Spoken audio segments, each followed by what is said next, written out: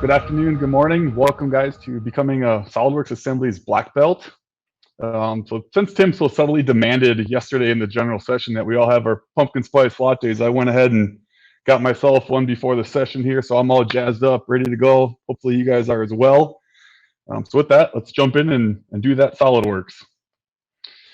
So first, hopefully you all had a chance to attend Ricky's session yesterday. He covered really the fundamentals that are required to dive deeper into this advanced session. You went through a lot of stuff, some main topics or takeaways from that. Hopefully you got is to only load what you need when you need it. You know, we want to be working in lightweight, and when we want to actually make changes to the geometry, we can resolve it and do what we need. And second is the Pareto principle, that 80-20 approach, using the tools, the performance evaluation and assembly visualization. We want to identify that 20% that's having the biggest impact on performance and use what I'm going to show you today to address that and hopefully get 80% of the outcome from it. So this session, I've got a ton of stuff that we're going to cover. We'll talk about, imported geometry, some best practices in that, some of the workflows that I use, simplifying that imported geometry. And there I'm talking about stuff that doesn't have features, stuff that we haven't created, but has, say, a ton of bodies, for example, that is having an impact on how that assembly loads and rebuilds. Some specific case studies that I've ran into across, the years. I've done a ton of consulting with industries across the board and have recognized commonalities between all of them. And so I'll show you some of the workflows I found there. Then we'll move into assembly features and mates. Again, best practices, different workflows that I've identified, and finally wrap up with assembly structure, cleaning the stuff up. There, we're really focusing on design intent. My goal of this session isn't to be, a training session. I'm not diving real deep. I'm not even, I might show a couple things live, but really I just want to expose you to some of these workflows, and, maybe you see something that you like and want to dive into it deeper, then reach out, let us know. We do offer training and stuff on this. I've also been contemplating setting up some vignette videos specific to the workflows that I'm going to demonstrate today. And so if you guys see any of these topics and would like that, fire up in the chat. Hey, it'd be great to make a video on this. Let me know when you do that if you do. So with that, let's kick it off first with imported geometry. So, a ton of vendors out there, they all want us to use their files. That's how they make money, right? And, with that, there's a whole bunch of options on, files that they are creating, what software they're creating it in. We have options on importing them, downloading them. And that data translation that occurs during that import process can, one, I'm sure you all have experienced, lead to poor performance. And even, when I was in industry, I dove pretty deep into figuring out why we were crashing. And this is a topic that always comes up. And what it boiled down to was imported geometry that the import diagnostics was not run on. Invalid geometry, the software does not know how to solve it, essentially. And so it just says, nope, I don't know what to do, and it crashes. So I just want to highlight the importance of dealing with that imported geometry. And in this section, I'm going to give you some techniques and workflows to be able to do that. So first, we talk about file types. I'm sure, most of you have gone up to McMaster. When you go into McMaster and any other vendor sites, typically you'll have a list of file types that you have an option to import. And there are a whole bunch of different types. I've kind of broken them down personally into 4 different categories: mechanical, neutral file formats, mesh files, and then graphics bodies as well. So first, mechanical CAD, and how I classify this is something that was designed in a mechanical CAD 3D software. Obviously, we're all familiar with SOLIDWORKS, but there's also like Inventor, Solid Edge, PTC Creo. And in these cases, SOLIDWORKS is able to import all of those. And so what I would recommend is if you know for a fact that that vendor is using a specific type of software, try and get that native file, right? So if they're using Inventor, ask them for an Inventor file. If you're unable to do that, then we're only doing that translation once. If you're unable to do that, Parasolid is SOLIDWORKS' native file format. So a lot of times if vendors even are using SOLIDWORKS, they don't want to provide the full SOLIDWORKS files for proprietary reasons. So if you could request a Parasolid binary or text format, doesn't really matter, but that's going to import in natively and ensure that you don't have any errors on import. Next is neutral file formats. So this is the next best thing. Two very common ones are step and IGES. I would always recommend going with a step file. IGES is a very old file format, hasn't been worked on since the 80s, and step 242 was actually just released within the last few years. So 242, I think it's 204, 203, 204. One of those is typically going to import a lot better than what an IGES file is. Next, we move into the mesh formats. This is very commonly used in the 3D scanning, printing, and reverse engineering industry. And in past years, there wasn't not a lot that you could do with these mesh formats. Typically, you would, zoom in and then sketch over the top of some of that geometry, do extrudes, and try and recreate it to make it usable in your model. But as of last year, there's been a lot of improvements in SOLIDWORKS with the mesh modeling tools specifically that allow you to extract that geometry out and actually use it in your designs. And the same thing goes for the graphics bodies. So graphics bodies are typically going to be things that are created in like video editing software to be used for animations and whatnot. And there is a tool now that's in SOLIDWORKS that allows us to convert these graphics bodies to mesh bodies and then leverage those same tools that we did to, I think one of them is surface from mesh, which is phenomenal. It allows you just to paint along a surface, any standard shapes, plane, cylindrical, spherical, or conical, I think are the options. And then it'll extract that surface, and then you can select those to mate up into your assemblies.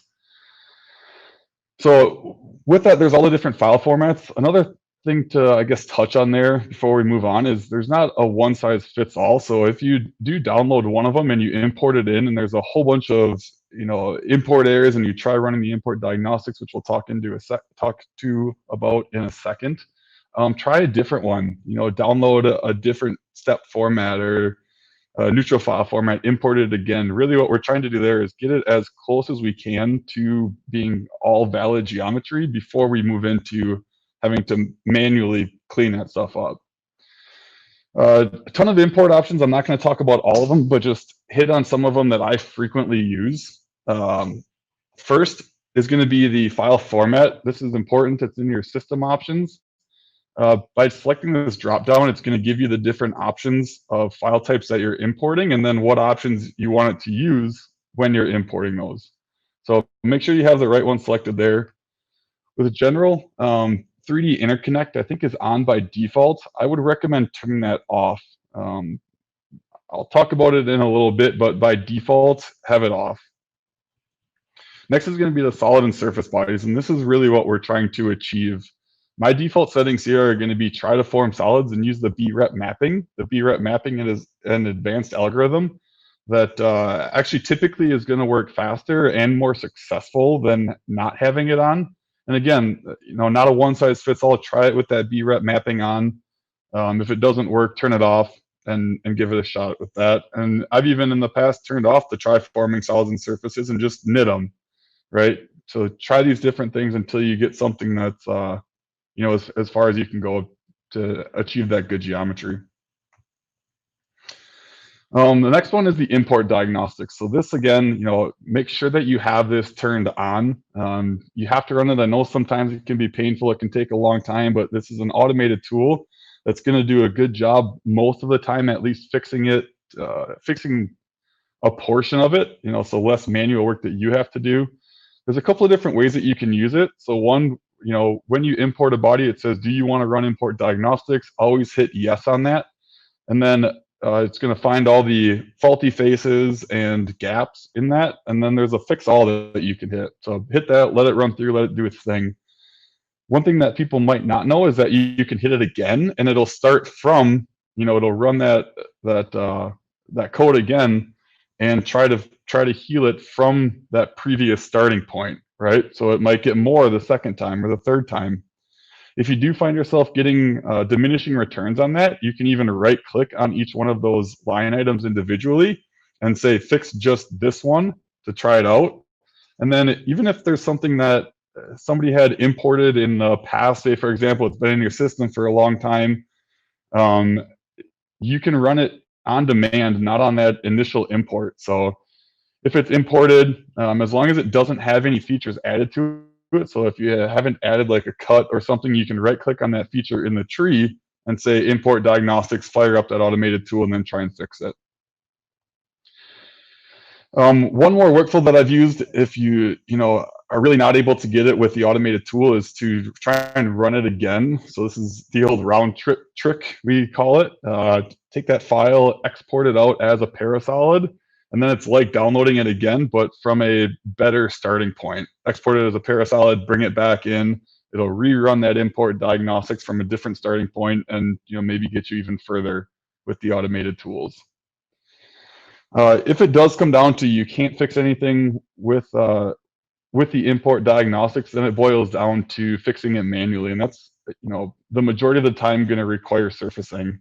Now I know those of you that are in the mechanical design world, people tend to think of surfacing as like organic shapes or consumer product design. That's not the case. Tell you that from experience. I did 5 years in the mechanical design industry. Once I came into the reseller channel, you're forced to take all the classes. I learned surfacing and recognized a ton of different use cases that would have really improved my workflow, just doing standard mechanical design using the surfacing tools, as well as the ability to go in and clean up that imported geometry. So very important. Highly recommend trying to get into some surfacing training. Next, once you do get to that manual process, there's really 2 tools to check how good the geometry is in your part. It's going to be check and geometry analysis. You'll find the check under the tools drop down if you're in a part environment, and then evaluate and then check. And you can see the check boxes in the middle there. It says check for invalid faces and invalid edges. And when you run this, it'll give you a list in the results. And if you click on those line items, it'll point it out actually on that part, so you know where to go in, and typically you're going to delete that face and maybe the surrounding ones to patch it up and clean it up. The geometry analysis is more used for cleaning up geometry. The way that I think of it is if you're running CAM software, right? If you're trying to recognize tool paths, you want to have real nice clean surfaces.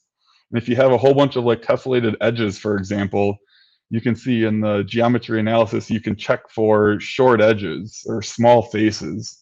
And this would allow you to identify those areas that you could then go in, delete them, patch them, really clean it up from that side. Verification on rebuild is another setting. It's an advanced checking algorithm that runs on your part. So with the default control Q, which is a force rebuild, it's going to check each face in that model against every adjacent face. If you use this verification on rebuild, it's going to check each face against every other face in the model. So it's doing a more thorough check on the validity of that geometry, but also, you can imagine, it takes quite a bit longer. This does, however, flag the imported imported feature in the tree that it has an error. So it's a good way to recognize, without running any of those tools, if there is bad geometry, even if there are features added to it. This is really the only way that you can identify that. What you can see on the right is I have a macro that I had gone out and downloaded years ago. It's called the Super Rebuild. You guys can tag me anytime or go out and search it. I think you just go on the SOLIDWORKS forums and search SOLIDWORKS or Super Rebuild macro, and you can probably download it. What it does is it temporarily turns on the verification on rebuild, rebuilds the part, and then turns it off. It'll parse through every single feature of every part, and if you use it at the assembly level, it'll resolve every component, every subassembly, every part, and rebuild every single line item in that. So I use this when I'm receiving customer models. This is one of the first things I do to really give me, a base starting point. What am I dealing with here? Finally, 3D Interconnect was a tool that was introduced in 2017. So I said earlier to have this turned off by default. There's 3 different workflows that you can use with it: the assembly reference, derived part, and break link. If you guys want to learn more about this, go on the Hawkridge Systems YouTube channel, and there's literally individual videos for each one of these workflows that walks you through how each one is used. The way that I kind of think about 3D Interconnect, and just to summarize it up, is if you're dealing directly with a vendor that you might be receiving new revisions from, or iterations of that component that you're using in your assembly or your design, there are some capabilities to update instead of having to delete it and replace it. So if you're in that scenario, it might be a good fit. But if you're just doing a one-time import, I recommend just breaking the link to that, or not even using it, doing an import, getting a clean SOLIDWORKS file, and then deleting the original downloaded source file.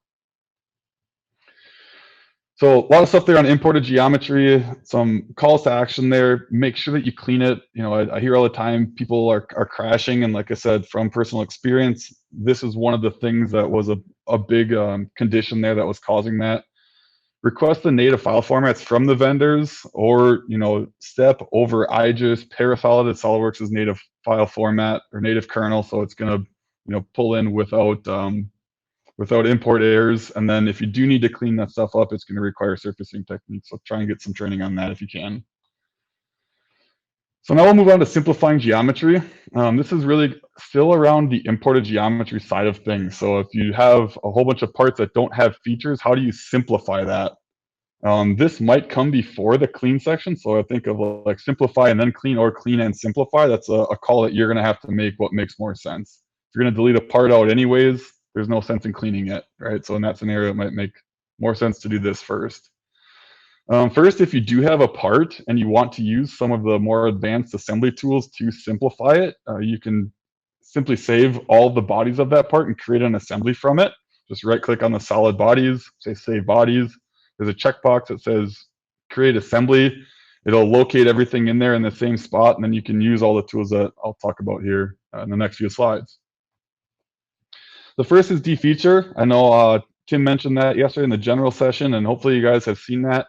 It's been a tool that's been around for a long time, but last year and this year even more, there was a lot of enhancements made to it that really make it usable in our day-to-day practice. The new silhouette defeature gives a whole bunch of different simplification methods that are extremely powerful. So this is going to be the first one. Highly recommend you guys digging into this further. The next one is kind of a unique workflow.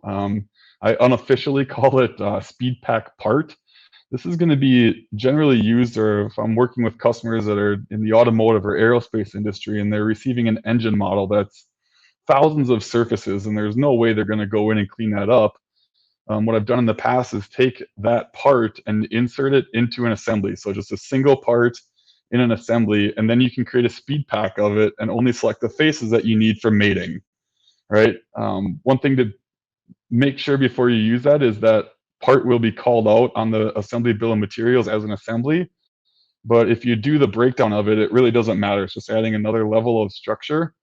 It's still going to call out that part as a purchased component, right? So if you do go through and fix stuff, it's still worth interrogating your designs a little bit more using the tools that Ricky talked about, the performance evaluation and assembly visualization.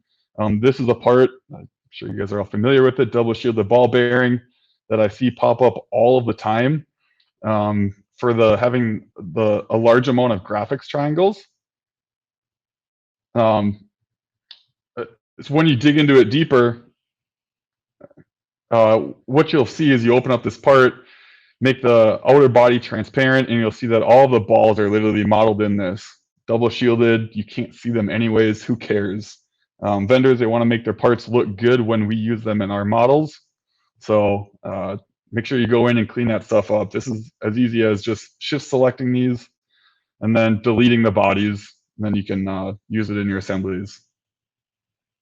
And finally, I know Ricky talked about this yesterday as well, the image quality. This one relates to that same thing. Vendors want their parts to look good when we download them, when we use them in our designs. We're engineers, not necessarily artists. I don't care how it looks on screen as long as the model is accurate. So drag that image slider. I tend to go like in the 1/4 to a 1/3 range in this bar. And this is a document specific property. So it's not a global setting you can set across the board. So download a new model, you'll have to go in and change that if you're using their template. And then finally, once you do go through and clean all that stuff up, if you've cleaned it and then you're in that simplification phase of it, you typically, maybe you'll be in an assembly mode. The model that you're going to use in your final production design should probably be a part file as long as you don't need movement. Here you can see an example. I took a simple assembly that just had a whole bunch of parts in it and then saved it as a part with all bodies. And you can see that file size is significantly reduced, which is going to really improve that load time, the open time, the load time, and the rebuild time if that is a component that's rebuilding. So as a final step, save it as a part, delete all of the intermediate stages or files that you had created to get to this final production model that you're going to use. And then you just have one part that you're searching on and using in your designs. So simplifying the geometry, again, this could come before the clean or after. It's a judgment call that you guys are going to have to make, but all of these things are going to contribute to a clean SOLIDWORKS assembly an environment that's going to allow you to minimize the amount of crashing and improve the performance as well. Now we'll move on to the largest section, the case studies. Whole bunch of stuff here that we're going to cover. So first is the advanced select. If you guys haven't used this is only available in the assembly mode. It's phenomenal for creating display states specifically, or hiding geometry. If you right click, that's how I always access it. Just right click in the graphics area somewhere, and then if you hit the arrow next to the pointer, you'll get a drop down, and you can see there's a whole bunch of standard tools that you can use. Ones that I've used in the past are like select toolbox if you're using toolbox components, or you can select by size and select a percentage to hide all of the tiny components, such as fasteners, in your assembly if you're dealing with something quite a bit larger. There's also a more advanced select all the way down at the bottom. Yeah, there we go. If you hit that, then you can create even more strict search criteria. So in that category, you can see just an example of a drop down. I've done like component status is not resolved, and allows me to select all my lightweight components, or select by vendor name, or any of the custom properties that you have associated with it. It allows you to mass select based on these certain criteria and really speed up that selection process. Simplified configurations, I'd highly recommend. In the case of fasteners, the only time I'd really say to model like the threads or knurling or any of that specific detail would be if you need it for manufacturing. If you do need it for manufacturing, simply create a simplified configuration and then suppress that feature. Use that simplified configuration in the larger assemblies, and then you can still use that detailed configuration on your drawings to, for example, dimension out that detail that you need to fab it up or manufacture it. The freeze bar is another one. This is not on by default. So if you go into your system options under general, there'll be a checkbox to enable freeze bar. And what this is going to do is, you can see a component that I have here that I rebuilt, and it takes like 15 seconds. It's all of those features rebuilding. Dragging that freeze bar all the way down to the bottom locks those features, and it will not rebuild them. So in this second case, it's the same exact part. I rebuild it, and it took just over 3 seconds. So significant reduction there. You're probably wondering, well, if all the features aren't rebuilding, what are those 3 seconds that's taking? That's going to be that generating the graphics. That's displaying that model on screen. So because there's all the tiny holes and the amount of detail in that component, it's still going to take a little bit of time to rebuild and regenerate that. This is one of those things that I tell people not to overuse. Again, you'll be able to identify which parts you should use it on through the evaluation tools. But if it's a part that only takes 0.1 seconds to rebuild, it's going to take you longer than that to drag that freeze bar down than it is just to use it as is. So use it sparingly. Another thing that I've ran into or seen is, in this case, large patterns. Here I have just some perforated guarding that I've built, and this can be a contributor to both the dynamic manipulation of that model and the rebuild time. Those patterns take a long time to generate, and because it is very small detail, it also is going to affect the dynamic manipulation or the graphics triangles. And so kind of a clever workflow I think I've used in the past is to, again, create a simplified configuration, but in this case, instead of just suppressing the existing features, I actually add another one. I draw a bounding box around where those perforations would be, and I use a split command to break this part up into 2 separate bodies. Then I can make that inside body transparent, so I can still see in my top level assembly that this isn't a solid panel. There is some perforations, you can still see it, but I also get all the benefits of not having those linear patterns solved or having those tiny faces, really blowing up all those graphics triangles. So just another use case for the simplified configuration. Next, another very common thing that I see is logos or text. This is frequently done with a very small extruded cut or boss. Everybody will sketch out what they need to call out and do like a 1/1000 cut into that face, which depending on the amount of detail, how much text is there, can again contribute to the rebuild time and the graphics triangles. And so a better, or the best way to communicate this is going to be to use a decal. It's just an appearance that's applied, just like coloring a face. On the right, you can see in your property manager, if you go over to your appearances, it's going to be that middle button or icon on the sub toolbar. And here's all the decals that are applied. Now there is going to be I guess a pre-process to create these decals to be able to use them. Typically it's done if people have access to Photoshop. That's a very common tool, but there's also a free alternative. It's called GIMP. If you guys are trying to look to get some of the functionality that Photoshop offers, GIMP is a free alternative that you could use and learn. It's pretty easy. I'm not a graphic design expert by any means, and I was able to work my way through it and create some of those files. If you decide that you don't want to do that, you don't want to get into any of the graphic design software, the next best thing would be to use a split line. This is going to do, it is a feature, so it does have to rebuild, but it doesn't create a small cut. Essentially, it just etches that whatever you're trying to communicate on that face, whatever you have for your sketch lines, it'll etch it into that face. If you have your tangent lines showing, you will be able to see that, just like you would a fillet and the tangent edges. But I typically recommend turning tangent lines removed on, so it's not going to show that. It'll only show your hard edges, and then in that case, you wouldn't be able to see these. And so one of the things that I've done in the past is just simply select all of those split line faces that were created and then recolor them.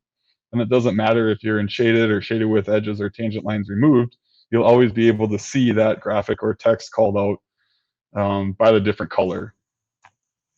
And finally, the big enhancement to this D feature, this is phenomenal, as I had mentioned before, is in 2021, they added the ability to create a configuration. So now we don't have to manage a separate part file that has been saved on disk as a representation. We can use this D feature and just select that simplified configuration created, using all of those advanced simplification methods in our assemblies, and see that benefit. The last two things I'm going to touch on is kind of more of a design workflow. If you're doing very complex designs, you need to make a decision. You do have the option to freeze them, but even a better way to do that would be to break it off onto its own production part and then design part. So in this case, if you don't need to make any changes and you're done with that part, there's never going to be any revisions on it. You can just simply take that file and export it as a parasolid, import it back in, and now I just have one single part with one imported feature, right? So again, that's going to get you a very similar thing to what the freeze bar is going to do, locking them all again, but you just have a much simpler tree with that imported feature. The other workflow is a master modeling technique, which could be several sessions on its own. If you guys want to learn about that, the Monty group, Google that. Those guys are rock solid, have some unbelievable workflows with surfacing, master modeling techniques. Great learning resource there, as well as a bunch of our training classes we cover it.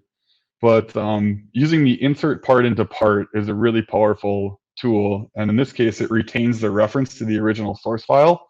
So if I do an insert part into part, you can see that there's a reference back to that original one. So if anything changes in that source file, or my design file, we'll call it, it will be updated when I open this component because it's directly referencing it. So a whole bunch of different case studies there. Hopefully you guys pick something up. First thing is, don't do this to everything. Use the assembly visualization to identify that top 20% and then use these techniques.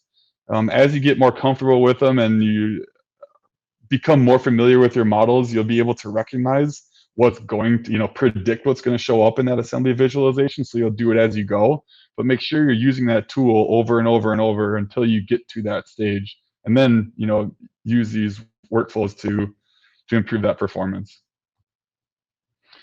Next, we're going to talk about assembly features and mates. do on time, 1:30. The first one is going to be flexible subassemblies. So here I'll jump into SolidWorks and kind of show you this because it's not easy to explain.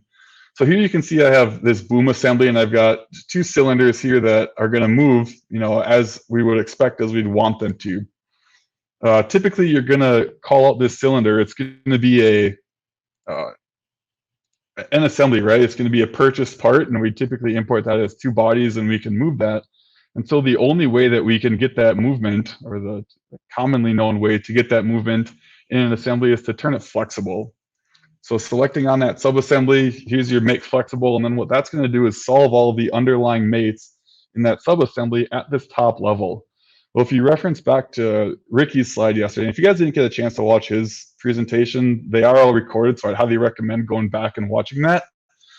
But it's very heavy when it comes to rebuild performance. And so a better way that I've addressed that is simply to create a display state of that subassembly that hides that rod end component. Then you can simply create another instance of that rod end in this top level assembly. And if you right click on that and make it an envelope component, that's going to allow you to use it as its own part, but it won't be called out on the bill of materials. And that's exactly what I did in this case here. So this is an envelope component. You can see that it's a top level component right here, but it's not going to be called out on the bill of materials. And then those mates where I need movement are solved at that top level. So much better workflow when you're talking about using flexible components is to create that envelope component and then solve those mates at that level versus doing them flexible. Patterns, what do we got? 10 minutes here? All right, we got to rip through this stuff. So patterns, big time saver when it comes to design, but also can be very expensive in terms of rebuild time. So you do have the ability to dissolve them, which is what I would recommend doing. After you create them, dissolve them, it'll bring all those components up to that top level. Then you can just shift select them all, fix them. If you do make changes to the underlying geometry or need to change those pattern instances, just simply delete them all and recreate the pattern. It takes a couple of seconds, and then you ensure that your design is accurate. Assembly level cuts, another assembly feature. They're great for doing conceptual work, but again, for production models, I'd highly recommend going down into that part, deleting that in context relationship that's created, and recreating that cut at the part level. It's going to be a much more robust model and allow you to use them across multiple designs. If you have modified purchase components, this is a very common use case that I've seen for something that's modified, is to do it as an assembly level cut. This is another great use case for the insert part into part. Take your purchased component, insert it into a new part. It'll reference the original one. And then with the new 2021 weldment bill of materials, you can see I created a drawing where I just added a cut to increase that bore size of this wheel component. So it's essentially saying, hey, this new part is made from this other purchased part, and here's the modification that we need to do to it. And then top down and in context, it's another really powerful design technique. But again, those in context relationships can be very expensive in terms of rebuild time, and also in design integrity, right? If you design something in context, you wouldn't necessarily want to use it across multiple assemblies because it'll always be referencing the original one. So, my recommendation is use that while you're designing, but then go back, delete those relationships. The external references dialog box has been improved in 2021 as well as 2020, I think. Much more intuitive. You can see exactly what it's referring to. So, use those, break those, don't lock them, just break them, go back, clean that geometry up so you have a robust model moving forward. Some guidelines around mates. Watch the total number of mates. So you want to, use the minimal amount as possible. A lot of people, and I've seen blogs even written out that say lock the rotation, it's going to solve faster. That's not the case. That's another mate that has to solve. So don't lock it if you don't need to. Use the minimal amount. And then types of mates is also something that you need to be aware of. This is kind of just a guideline, or the way that I think of it. I read a knowledge base article back when that said this. Assume a standard mate takes 1x time to rebuild. A mechanical or advanced mate can take up to 10x times. So that's not the case necessarily in my experience with the profile center. So try them out. If you do, look in your mate tree and realize you have a ton of advanced or mechanical mates and you're having long rebuild times, try and simplify that. So takeaways, conceptual work, there's a ton of great tools here to use for that, but make sure you clean up those models before you release them for production and use the simplest mating scheme possible. A lot of times for production models, I'd recommend going back in and deleting all the mates. It doesn't take that long, guys, to remate stuff together to have a clean, robust model moving forward that the rest of your engineering team is going to access or that you're going to access in the future. So finally, we'll wrap up with some assembly structure. This is really focusing on design intent. First, we'll talk about, we'll very quickly hit on, there's 3 different ways that you can see what the assembly structure is. One is just by skimming the tree. And really, this is the way that I use it. I've been doing this for a long time. The more you dive into these tools, the more you'll just be able to look at something and say, this is a good structure, this is a bad structure in terms of rebuild time. But starting out, performance evaluation is a great way to see how many components you have in that assembly, how many sub-assemblies, how many top level, how many are resolved, right? Ricky hit on that yesterday, again, pretty thoroughly, so go back and watch his session. Another great tool that you have available is Treehouse. It's a secondary application that opens up by itself. This gives you a real nice tile view of your top level assembly, and then you can expand to sub-assemblies and parts, really to understand what that structure is. And as of 2020, it's been integrated into PDM. So when you look at like the bill of materials or the way you're used, there's an icon in the right-hand corner of the bottom pane or the right pane that you can say, view this in a treehouse view.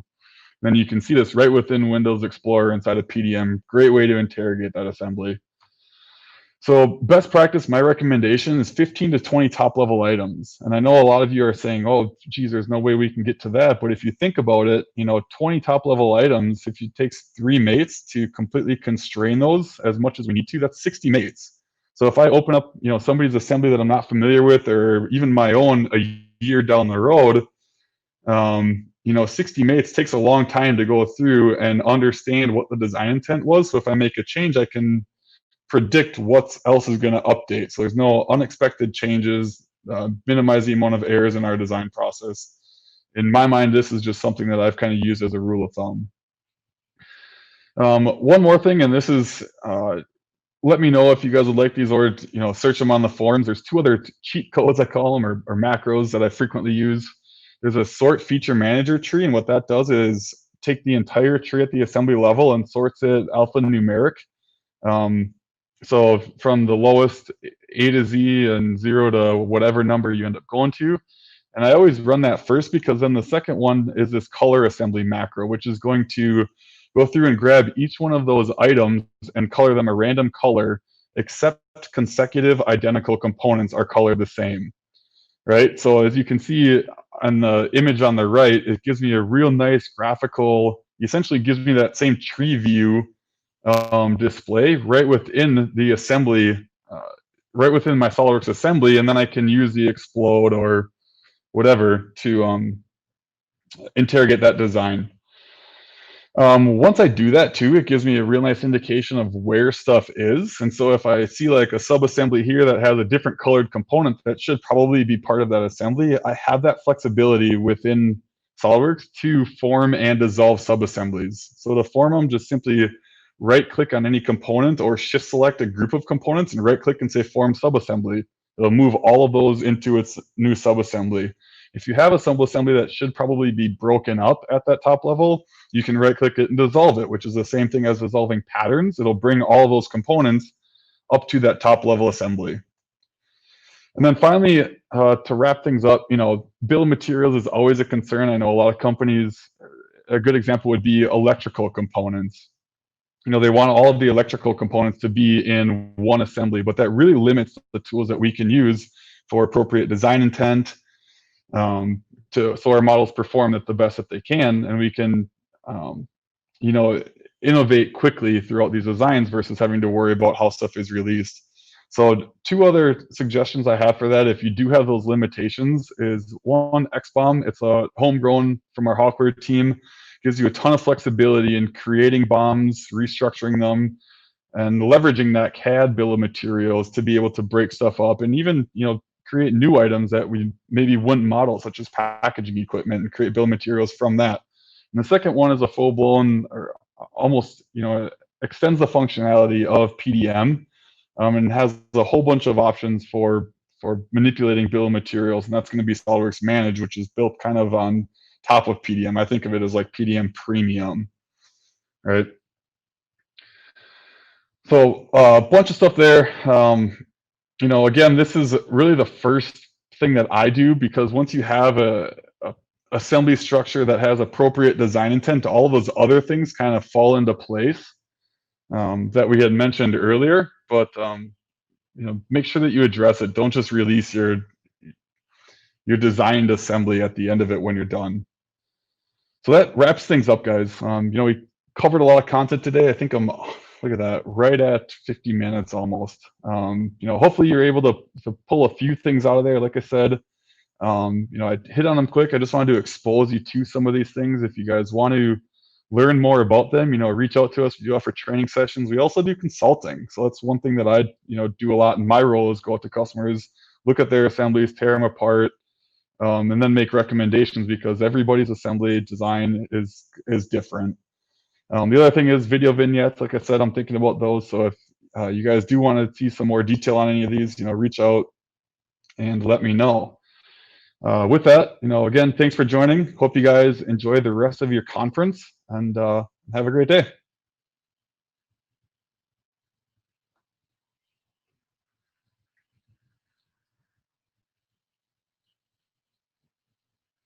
Stick on for a few minutes here just to answer some questions in the chat.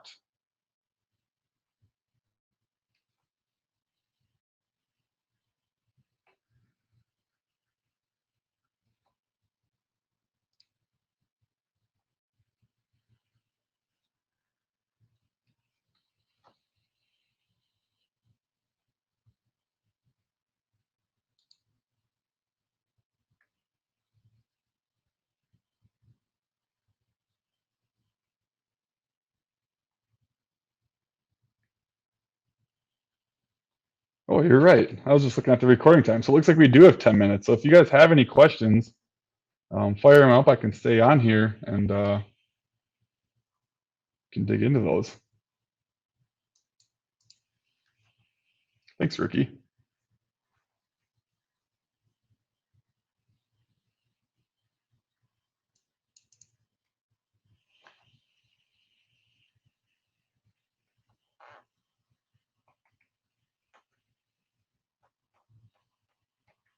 Yes, Tim, I can. So those macros, guys, I'll try and drop them in the chat here if I can find them quick enough. But also know that these are ones that I've gone out and downloaded. If you call into support, we don't necessarily support these. So if you call into support and something is wrong, they're not going to have any idea what you're talking about. You can reference this and they'll reach out to me, and we'll see if we can get together with our Hawkware team. If you are having issues with them, I know sometimes the references in the macro need to be updated when you do upgrade versions. So just be aware of that. Let me find them here.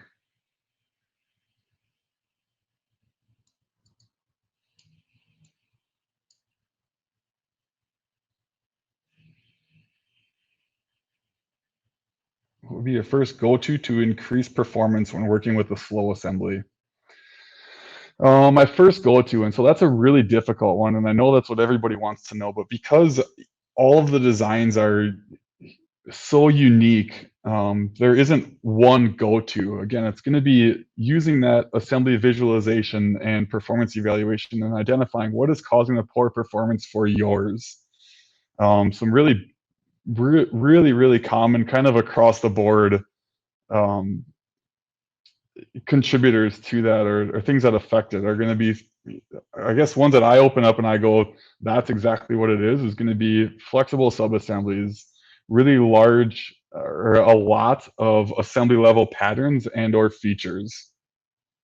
And then a lot of imported geometry and a ton of detail. So if I see like threads modeled on fasteners and there's fasteners across the entire assembly, right away I go, that is huge. We need to fix that.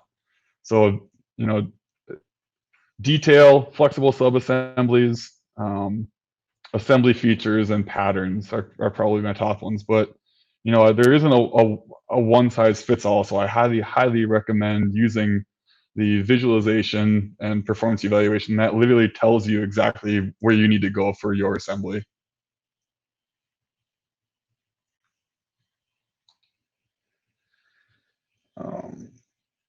Let me find these other macros here. There's that one, there's that one. Let's sort.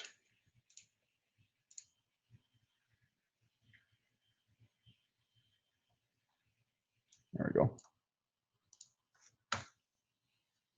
So there I just posted those 3 macros in the chat. You guys can go ahead and download them. But like I said, these weren't developed by the Hawker team. I had gone out in the forums and downloaded them. So if you call in, they're probably not going to know what you're talking about. Reference mine or reference me. We're pretty close here at Hawker Systems, so we'll we can reach out to each other and get a hold of me. We'll figure out what we can do for you.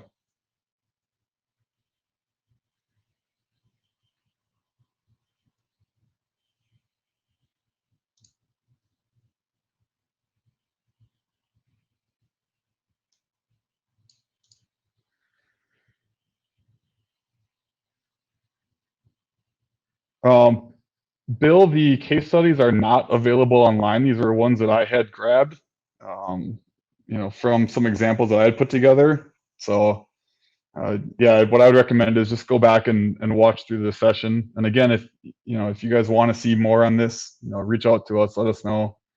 We do have training available for all the things that I had mentioned, as well as consulting, and I can always, put together potentially a video that dives a little bit deeper into each one of them for you guys.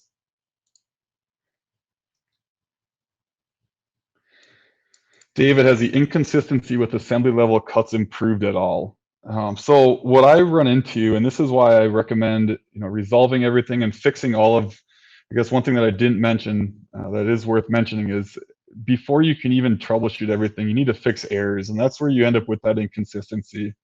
Is if you have errors, the software essentially evaluates, and this is a verbatim in a knowledge-based solution. If you have a mate error, it runs through a bunch of different scenarios and then chooses the least bad one. What that is unpredictable. You don't know. And so that's where you get that inconsistency. So typically when you have that inconsistency, when you have those crashes, it's because you have errors, whether that be in features that are unable to solve, invalid geometry, and that all wraps up and contributes to a robust, clean model that's going to perform much better and just be much better down the road and minimize the amount of inconsistencies that you've seen. So whether it's improved, I don't know, but what I have realized is that that's what contributes to it.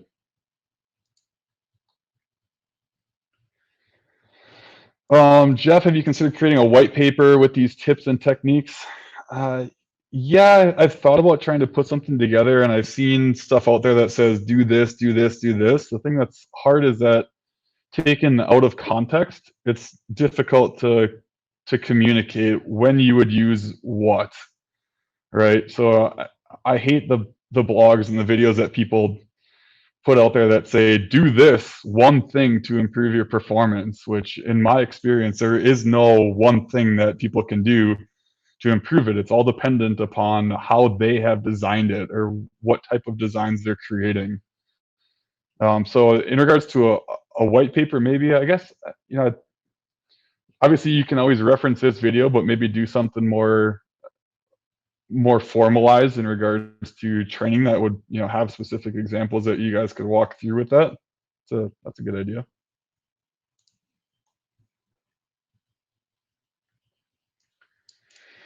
Any tips on exporting assemblies as step files? I guess what I would do first, and typically this is I'm assuming you're asking this question because you need to provide files to vendors or customers of yours.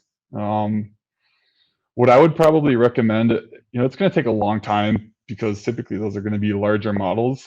what I would do is use the defeature. With the new silhouette defeature, there's some phenomenal tools where you can say, don't defeature this at all, but use it in the defeatured model. You have full control over what you want to simplify, what you want to include, what you want to exclude. So spend even if it takes 15, 20 minutes to create that defeatured model, then you'll have a much, much simpler version of it that you can export as that step file, and it'll take that save as time step from what could be, hours down to, minutes. So use the defeature before you export that. Amanda, where are those cheat codes? I love that sticks. I did post them in the chat. Otherwise, reach out to us. Let me know. I can get them to you. Or if you go to the SOLIDWORKS forums, you can just search for them there and download them.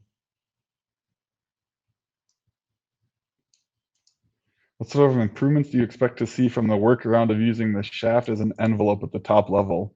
So improvements, what that is allowing us to do is use rigid assemblies. So to see that movement is why people will turn their subassembly flexible. And by making it not flexible, it's going to really, really reduce that rebuild time.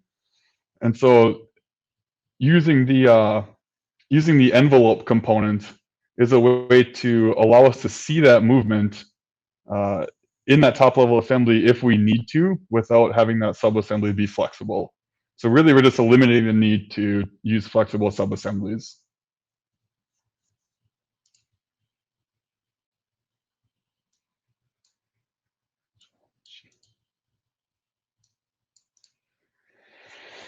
Kevin, what would you recommend? What would your recommended solution be for the best modeling practice to show a machine but allow hosing and electric routes? That's a difficult one. So I'm guessing if you're doing hosing and electrical routes, hopefully you're using the piping and routing tools, which do design in context. And yeah, you can run into some performance issues with that if you're dealing with all the detail. What I would probably recommend is use all the tools that I had said and simplify your assembly as much as possible. Also, loading it lightweight is really going to improve the performance of that, even when you're using the routing tools, because really when you're routing, you're just referencing other geometry, right? You're mating new components in, you're creating sketch lines to represent those routes, and dimensioning it off of existing geometry. And if that existing geometry is all lightweight, not all of it is loaded in, you should be able to get it to a point where it does rotate good and rebuild fine, because you're not rebuilding all those lightweight components. All that stuff isn't loaded into memory. As a last resort, if you can't get it to that, I would maybe try SpeedPack, but then you still need to go around and with that SpeedPack select on all the components that you want to include, that you want to reference. And in the long term, that might take longer, because if you didn't include something in the SpeedPack, then you need to go back and resolve it in order to add that component to the SpeedPack. So ideally, fix everything up with the techniques that I had shown in this session, get it all to load lightweight, and then make sure everything is lightweight, and then you can go ahead and start creating your routes. Well, it looks like we got all the questions answered. Again, thanks guys for attending. Hopefully you can use some of these tools to improve your assembly performance and robustness of your assemblies. And have a great rest of the day.